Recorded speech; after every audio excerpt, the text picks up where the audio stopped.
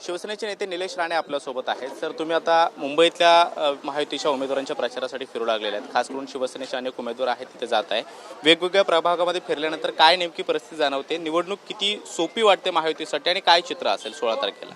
बघा, निवडणूक कुठलीच तसं युद्धासारखीच असते। युद्ध संपेपर्यंत संपलेलं नसतं, हत्यारं टाकायची नसतात, हे आमच्यावर संस्कार आहे। म्हणून निवडणूक ही फार सिरियसली आणि गांभीर्याने आम्ही लढत असतो, कारण का आम्हाला लोकांना निवडून आल्यानंतर कामं करून द्यायची असतात। आम्ही जे कमिटमेंट देतो, आम्ही जे शब्द देतो ते टिकले पाहिजे। उद्या लोकांनी त्याच्यावरती विश्वास ठेवून आम्हाला मतं दिली तर त्याच्यावरती आम्हाला डिलिव्हरी द्यायची असते कामांची। म्हणून निवडणूक आम्ही फार गांभीर्याने घेतो।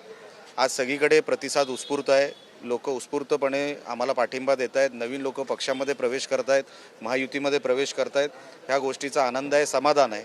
पण कुठेही गाफील न राहता कार्यकर्ते आमचे डोळ्यात तेल टाकून आम्ही सगळं काम करतो आहे, दिवस रात्र। आम्हाला रिझल्ट द्यायचा आहे।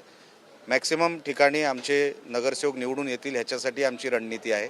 आणि तिथे आता व्यवस्था आणि परिस्थिती अशीच दिसते की सगळीकडे महायुतीचे उमेदवार निवडून येतील। ही निवडणूक मुंबई महानगरपालिकेची मराठी माणसाच्या प्रतिष्ठेची निवडणूक अशा पद्धतीचं एक चित्र तयार करण्यात आलेलं आहे। खास करून ठाकरे बंधूंची युती झाल्यानंतर त्यांनी माणसांपर्यंत पोहोचवण्यासाठी किंवा लोकांपर्यंत मतदारांपर्यंत पोहोचताना हे एक नरेटिव्ह सेट केल्याचं पाहायला मिळतंय। महायुती वेगवेगळ्या विकास कामांना घेऊन, त्या मुद्द्यांना घेऊन या निवडणुकीला सामोरं जाते। मुंबईतल्या वेगवेगळ्या भागामध्ये जाणवल्यानंतर, लोकांशी बोलल्यानंतर काय त्यांच्या भावना आत्तापर्यंत आपल्याला जाणवू लागल्या? बघा, ठाकरेंना आता मराठी माणूस आठवला का?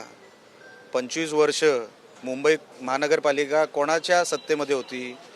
कोण नेते होते? कोणाच्या अधिपत्याखाली होती? ह्याचं उत्तर द्या ना कधी मुंबईला आता काय देणार हे सांगू नका। मुंबईला काय दिलं ते सांगा। 25 वर्षामध्ये लुटायचं काम केलं। मराठी माणूस हद्दपार का झालो? बदलापूरला जाऊन बघा कसा राहतोय मराठी माणूस। कल्याण डोंबिवलीला जाऊन बघा मराठी माणूस कसा राहतोय। 100 फुटाच्या एका खोलीमध्ये जिथे फायर ब्रिगेडची गाडी जाऊ शकत नाही, अशा रूममध्ये 10 लोक राहतात। करोनामध्ये चेंगराचेंगरीमध्ये त्या भागामध्ये जो इकडचा मराठी माणूस तिकडे गेला, चेंगराचेंगरीमध्ये किती जीव गेले? हे पाप कोणाचं आहे? टक्केवारीवर कोण जगत होतं? मुंबई महानगरपालिकेच्या। आज तुम्ही आज मराठी माणूस सांगताय, कारण का आज मराठी माणसांनी ठरवलं आहे की तुम्ही फक्त लुटलं आहे मुंबईला आणि मराठी माणसाला हद्दपार केलं आहे। ह्यांना अजूनपर्यंत शुद्ध येत नाही हो।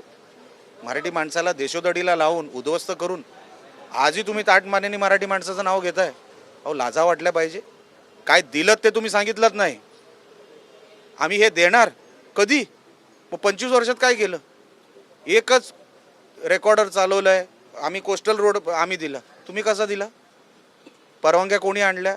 सुप्रीम कोर्टामध्ये कोण लढलं? अटर्नी जनरल काय म्हणतायत? पुरावा द्या। कोस्टल रोड तुम्ही आणला तो। अहो, मुख्यमंत्र्यांचा मोठेपणा की त्यांनी तुम्हाला भूमिपूजन करू दिलं, तो दिवस वेगळा। आजचं ते परत इतिहासामध्ये जाऊन आम्हाला काढायचं नाही। पण तुम्ही 25 वर्षामध्ये सांगण्यासारखं BST तुम्ही वाटोळं केलं। BST बसेस सगळ्या कॉन्ट्रॅक्टवर बसेस आहेत। 2019 आणि 22मध्ये जेव्हा उद्धवजी मुख्यमंत्री होते त्या काळामध्येच सगळे कॉन्ट्रॅक्ट झालेत। का कॉन्ट्रॅक्ट तुम्ही प्रायव्हेट ह्यांना दिलं? आज जर काय प्रॉब्लेम झाला, BST बंद होणार। तुम्ही रिवाईव्ह करू शकणार नाही, किती जरी पैसे टाकले तरी। तुम्ही BSTचं वाटोळं केलं। तुम्ही मुंबईतून मराठी माणूस हद्दपार केला। झोपडपट्ट्या वाढल्या तुमच्या ह्या सगळ्या फालतुगिरीमुळे। आज तुम्ही मुंबईला काय देणार सांगताय? अहो, मुंबईने तयारी केली आहे। ह्या वेळेला ठाकरेंना घरीच बसवण्याची तयारी केलेली आहे। असाच उत्स्फूर्त प्रतिसाद सगळीकडे दिसतोय। राणे कुटुंबियांना दोन्ही ठाकरे बंधूंचं एकत्रित राजकारण सुद्धा सुरुवातीच्या काळामध्ये शिवसेनेत असताना पाहिलंय, विभक्त राजकारण सुद्धा पाहिलेलं आहे। आज पुन्हा ते एकत्र आलेले आहेत आणि त्या मुद्द्यांवरती ठाकरे म्हणूनच जनतेमध्ये जात आहेत। त्याचा खरोखर फरक पडेल असं चित्र आहे का, की महायुतीला चांगलं यश? लक्षात घ्या, ते दोन ठाकरे एकत्र आहेत ते काय प्रेमामुळे नाही आलेत, मराठी माणसाच्या प्रेमामुळे नाही आलेत। हे चॉकलेट आहे तुम्हाला दिलेलं आणि मराठी माणसाला दाखवण्याचं। लक्षात घ्या, हे कोणासाठी?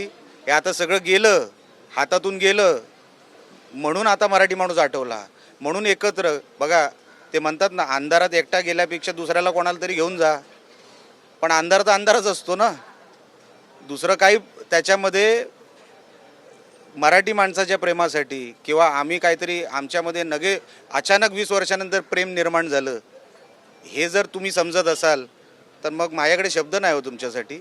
हे प्रेम वगैरे काय नाही, हे लुटमार करण्यासाठी एकत्र आलेले आहेत। आणखी एक मुद्दा घेतला जातो की मुंबई महानगरपालिकेवरती सत्ता जर महायुतीची आली किंवा मग ठाकरेंची आली, महापौर कोण होणार? म्हणजे कोणी म्हणतं की खान महापौर होणार, कोणी म्हणतं की अमराठी महापौर होणार.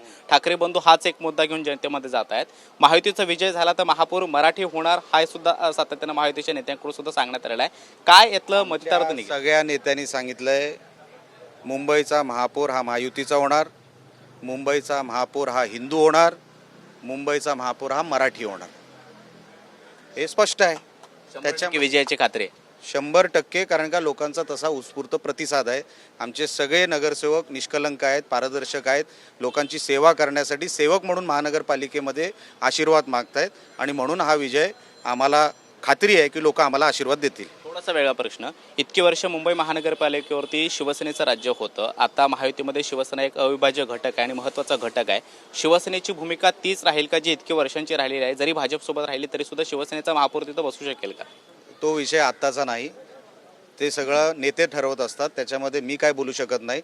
निवडणूक झाल्यानंतर नेते त्याच्यावर उत्तर देतील. धन्यवाद. लेसाणे आपल्यासोबत होते आणि ते वेगवेगळ्या उमेदवारांच्या प्रचारार्थ शिवसेनेच्या आणि महायुतीच्या फिरतायत, प्रचार करतायत आणि महायुतीच्या विजयाची खात्री सुद्धा त्यांनी व्यक्त केलेली आहे. कॅमेरामॅन अमित शिगवण सोबत मी कृष्णा सोनारवाडकर, TV9 मराठी, मुंबई.